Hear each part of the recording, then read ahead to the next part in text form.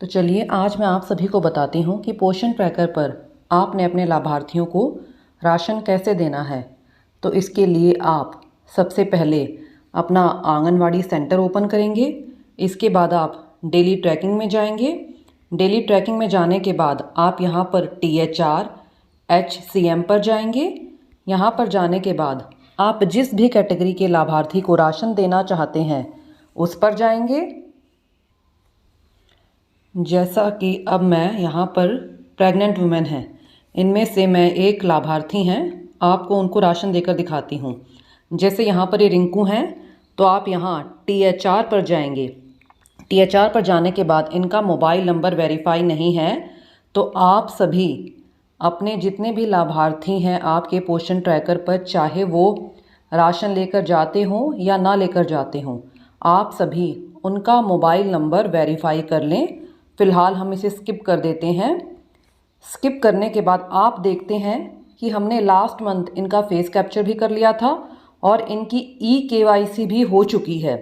तो फ़िलहाल हमें इन्हें राशन फेस ऑथेंटिकेशन से ही देना होगा, लेकिन वर्कर द्वारा इनकी फ़ोटो कई बार कैप्चर करने की कोशिश की गई थी और unable to match the face आ गया था। तो इसीलिए हम यहाँ पर इनको फ़िलहाल डेज सिलेक्ट करेंगे। पहले नंबर ऑफ़ डेज 25 और फिर यहाँ से प्रोसीड विदाउट ऑथेंटिकेशन पर जाएंगे और फिर आप प्रोसीड करेंगे। जैसे ही आप प्रोसीड करेंगे आपके पास मैसेज आ जाएगा कि लाभार्थी को THR डिस्ट्रीब्यूट हो चुका है। ऐसे ही मैं आपको एक दो लाभार्थियों का और कर दिखाती हूँ। जैसे हम यहाँ पर जाते हैं लैक्टेटिंग में। लैक्टेटिंग में हमारी एक लाभार्थी हैं साक्षी, तो आप इनको THR देने के लिए THR पर जाएंगे। इनका भी मोबाइल नंबर वेरीफाई नहीं है, तो फ़िलहाल हम इसे स्किप कर देते हैं। स्किप करने के बाद आप देखते हैं कि इनकी eKYC भी नहीं हुई है। तो आप करना चाहते हैं अभी और आपको करनी है, तो आप प्रोसीड करेंगे। प्रोसीड करने के बाद आप कन्फर्म एंड प्रोसीड करेंगे। कन्फर्म एंड प्रोसीड करने के बाद आपके पास इस तरह आता है। आपने यहाँ पर लाभार्थी का आधार नंबर डालना है और जो टेक्स्ट दिया हुआ है उसे एज इट इज़ डालना है। फ़िलहाल इनका जो मोबाइल नंबर था आधार कार्ड में, उसमें कुछ टेक्निकल इशू था, इसकी वजह से OTP नहीं जा पा रहा था, इसीलिए इनकी eKYC पेंडिंग है। तो फ़िलहाल हम रिटर्न टू पोषण ट्रैकर पर जाएंगे। इसके बाद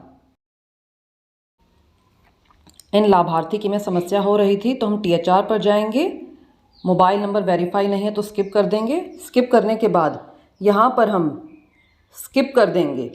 स्किप करने के बाद आप यहाँ पर 25 दिन सिलेक्ट करेंगे और 25 दिन सिलेक्ट करने के बाद आप यहाँ पर प्रोसीड विदाउट ऑथेंटिकेशन, अगर इनकी eKYC हो गई होती तो यहाँ पर जिनका हमने फ़ोटो कैप्चर किया था उनकी यहाँ पर फ़ोटो बनी आती और नीचे वेरीफाइड लिखा हुआ आता, फिर हम फेस ऑथेंटिकेशन से राशन देते। फ़िलहाल हमें इन्हें राशन प्रोसीड विदाउट ऑथेंटिकेशन से देना पड़ेगा। तो मैं यहाँ पर क्लिक करूँगी। क्लिक करने के बाद हम प्रोसीड करेंगे और प्रोसीड करने के बाद मेरे पास वही मैसेज आ जाता है THR डिस्ट्रीब्यूटेड सक्सेसफुली। और आप यहाँ पर चेक भी कर सकते हैं कि लाभार्थी को यहाँ पर 25 दिन का THR दे दिया गया है। तो फ़िलहाल मैं आपको 6 माह से 3 वर्ष के एक दो बच्चों का भी कर दिखा देती हूँ। तो आप यहाँ पर चिल्ड्रन 6 मंथ टू 3 ईयर्स में जाएंगे। यहाँ पर जाने के बाद हमारे जितने भी THR के लाभार्थी हैं वो सभी आ जाएंगे। और जैसा कि आपको पता ही है कि हमने जो फेस FRS का प्रोसेस करना है, यानी कि फेस कैप्चर और eKYC, वो हमने फ़िलहाल प्रेग्नेंट, लैक्टेटिंग और 6 माह से 3 वर्ष के बच्चों का ही करना है। तो हम यहाँ पर हमारे लाभार्थी हैं, पहले ये बच्चा आरव, यहाँ पर THR पर जाएंगे।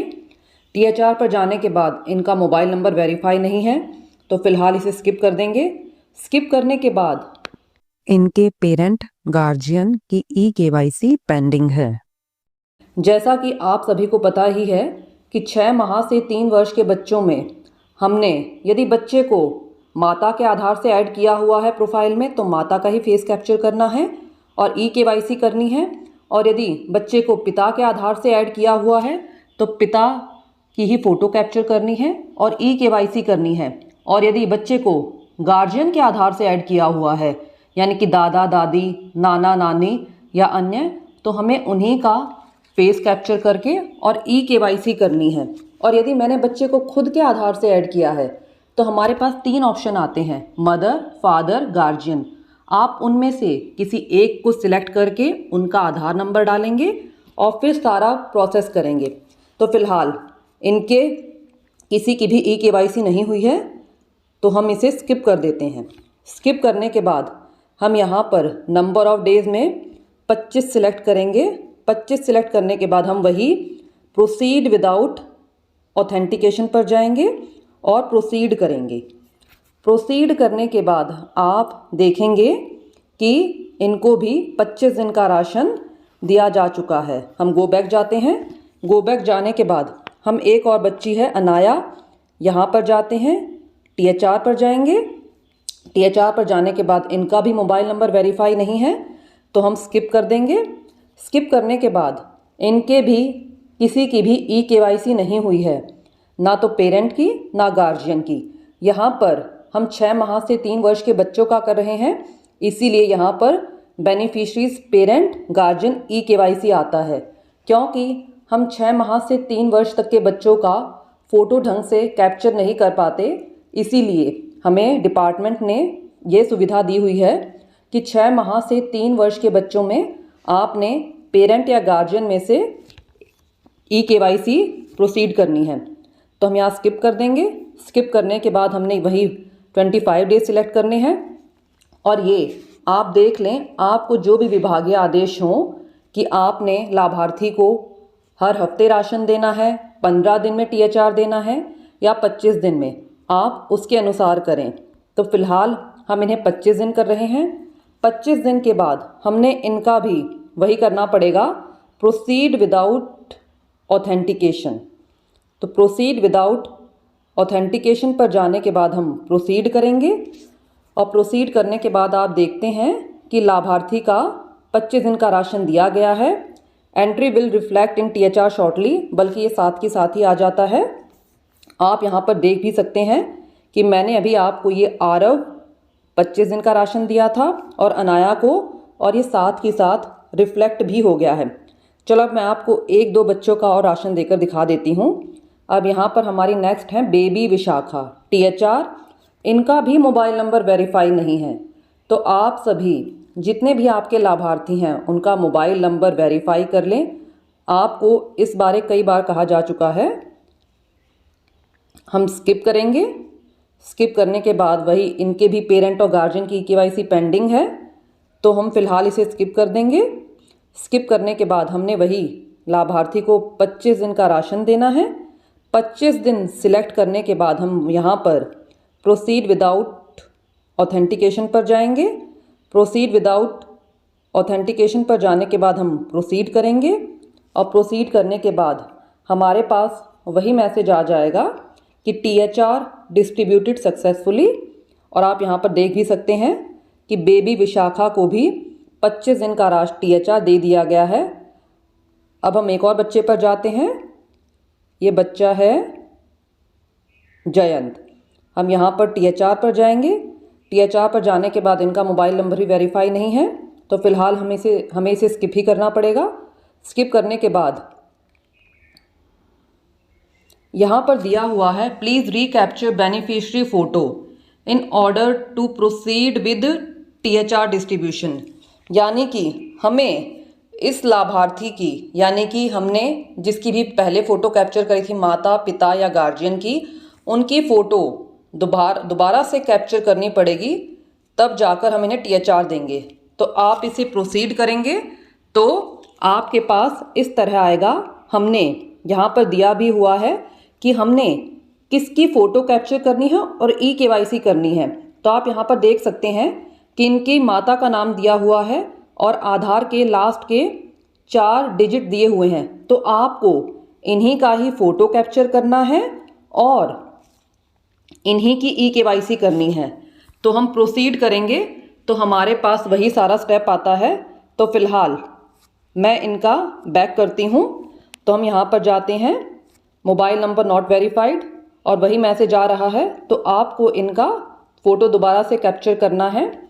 तो फ़िलहाल मैं इसे स्किप कर रही हूँ। स्किप करने के बाद हमने वही लाभार्थी को 25 दिन का नंबर ऑफ डेज में 25 सिलेक्ट कर लेने हैं। इसके बाद प्रोसीड विदाउट ऑथेंटिकेशन पर जाएंगे और हम प्रोसीड करेंगे। प्रोसीड पर करने के बाद आप देखेंगे कि आपके पास मैसेज आ जाएगा, THR डिस्ट्रीब्यूटेड सक्सेसफुली।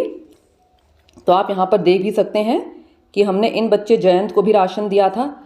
तो आप सभी, आपके जितने भी लाभार्थी हैं, इन सभी जितने भी SNP के लाभार्थी हैं, उन सभी का फेस कैप्चर और ई-केवाईसी बिल्कुल अनिवार्य है। और साथ ही जिनका फेस वेरीफाई हो चुका है, यानी कि जिनकी हमने लास्ट मंथ फेस कैप्चर भी हो गया था और ई-केवाईसी भी हो गई थी, उनको राशन आपको फेस ऑथेंटिकेशन से ही देना है। तो आप सभी वर्कर्स इस कार्य को पूरा कर लें।